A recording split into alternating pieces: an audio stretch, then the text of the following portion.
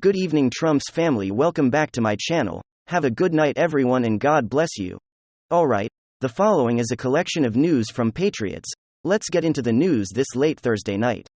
This right here is exactly how it's done. No more entitlement. Establishment GOP thinks that they could just run over the will of the voters using their deep state Washington influence. But no more can this be allowed to continue? It seems as though it ends today to election season failures back to back with such a recent track record. You don't get to just keep your job and steamroll over people's concerns and issues. That shouldn't be the way that it works. There has to be some level of accountability. And this right here is exactly what it looks like. As I'm recording this video, the House of Representatives is voting the second-time first Speaker of the House. Of course, the GOP establishment thought that they could just ram through Kevin McCarthy yet again, but not so fast. The integrity vote has showed up, at least for now, as Matt Gaetz and crew show up and vote for Jim Jordan, the locking Kevin McCarthy from that speakership role. There's a lot of hysteria and fake news surrounding this topic. Folks, this is a good thing across the board. It serves the interests of the American people, more specifically GOP voters whose concerns have been ignored for far too long by their elected representatives. The establishment GOP, as days are numbered, as finally the neocons are held to account. All right, folks. So as I'm recording this video, here's the vote. 201 votes for Kevin McCarthy, 213 votes for Hakeem Jeffries, and 19 votes for Jim Jordan. And now this effectively blocks Kevin McCarthy. Republicans picked up a slim majority in the House. And of course, in order to win speakership of the House, you need to win a majority of the House vote, meaning Kevin McCarthy can only shed 4 Republican votes if he is to win the speakership. Well, he's not even close. 19 Republicans are defecting. I mean, that seems to be the word that people are using to describe this, but I really wouldn't call it defecting. I would rather call it representing the will of their voter base. People do not want Kevin McCarthy, of course. There's some rhino faction which does exist. And there's probably a group of people who just want to get it over with, just elect Kevin McCarthy and call it a day. It is what it is. But when it comes to elected representatives, you don't settle. There has to be a rigorous process.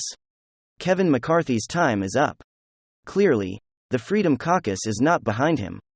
GOP voters want change. They want more hawkish leadership that's gonna actually stand up and do the right thing.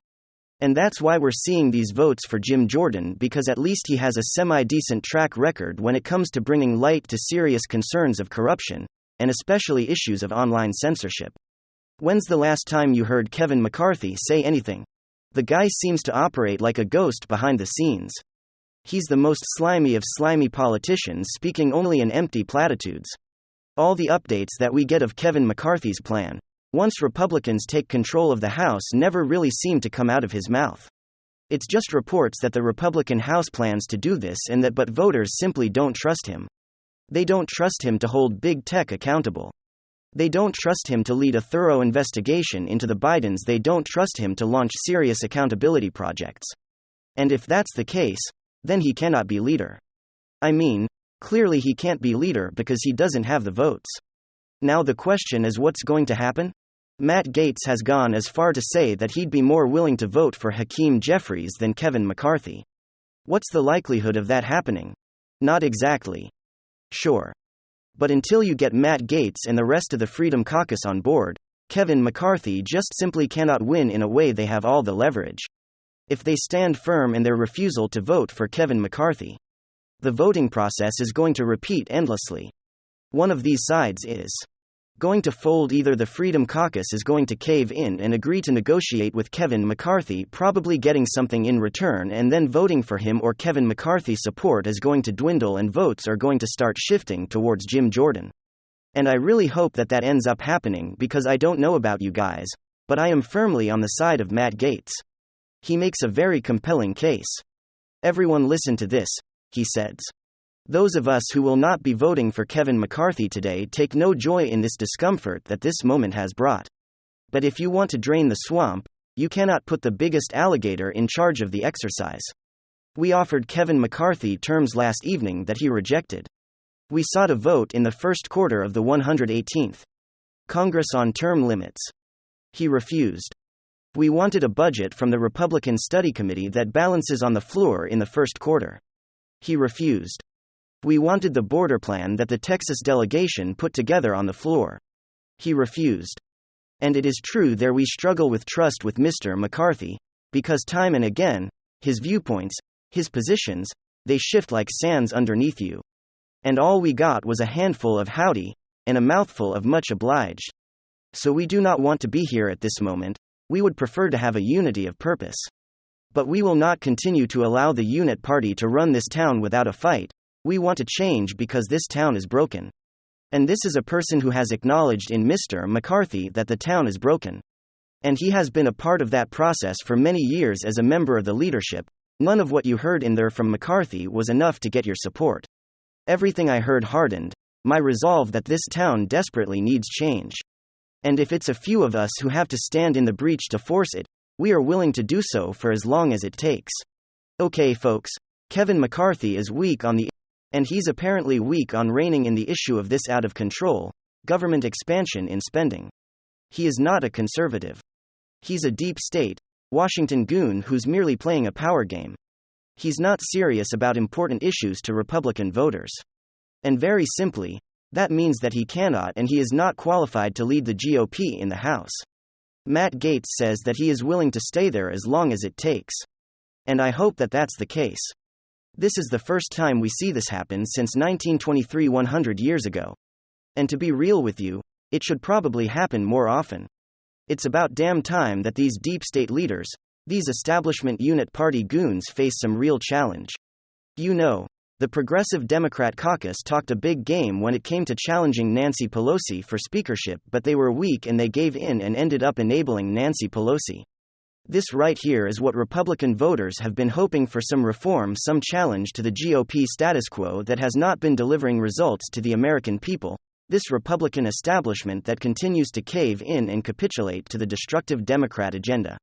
No more. Their stranglehold on the party must end. And you could tell that they're absolutely panicked over the idea of that Rhonda McDaniel showing up on Fox News suffering a small meltdown, as Kevin McCarthy gets blocked 2 times in a row. Everyone listen to this. Pelosi and Schumer were always on the same page. And until Republicans start to function like that, can you ever expect to effectively govern? No, I think we have to start working together.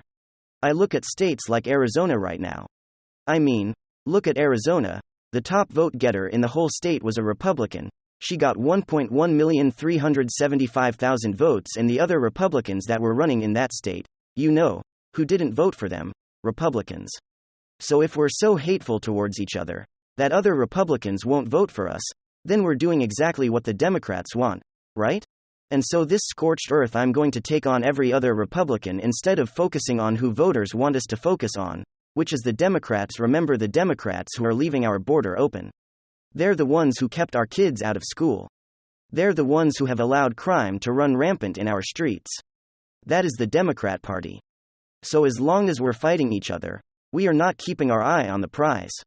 And I think we have to get the speakership settled, and we have to go forward if we're going to be successful in 2024 as a united party, and right now this exemplifies exactly what the Democrats want to see from our party. Okay, folks, if anything, Ronna Romney McDaniel gives us more evidence as to why this is a good thing, as to why this GOP establishment needs to be challenged. How utterly dishonest was that McDaniel statement, "We need to come together, division, blah, blah." Again, a bunch of empty platitudes. Immediately goes on to attack Arizona Republicans Party as divided. She says, yeah, I wonder why. Maybe it has something to do with the RNC attacking and slandering preferred Republican candidates like Kari Lake, creating this divisive dichotomy within the party, spending millions of dollars attacking America First candidates, teaming up with Democrat organizations to do so. These desperate GOP goons clinging on to power, attacking the will of their own voters, have the audacity to claim that we need to come together to elect Kevin McCarthy. Give me a friggin' break. This is exactly why people are standing against Kevin McCarthy. This is exactly why people are so frustrated with this weak GOP that does not serve the interests of the people. Gonna sound like a broken record, but I'm gonna say it again. Hillary Clinton worked with foreign spies and rogue actors at the FBI to unseat the President of the United States. You people did nothing and continue to do nothing when it comes to fighting for accountability and transparency, holding corrupt actors accountable. You work behind the scenes to protect the Bidens to attack Donald Trump. You refuse to stand up for constitutional rights. You refuse to launch a substantive event estimations, and holds people accountable at social media platforms running a conservative censorship racket. You refuse to have open dialogue when it comes to the issue of election security, and you wonder why the party is divided. You wonder why people feel as though you don't represent them, but rather you represent a corrupt Washington establishment class. Now I'm releasing this video tomorrow, so a lot can change, of course, but I hope the Freedom Caucus does not give in and they continue to stand, creating a colossal barrier, a border wall, so to speak, ahead of Kevin McCarthy, Rhonda McDaniel and Mitch McConnell, because enough is enough. Thank you so much for listening. God bless. I'll be back soon with another report. God speak to each and every one of you. Thank you for all of your support. Thank you for all of your kind words. I'll be back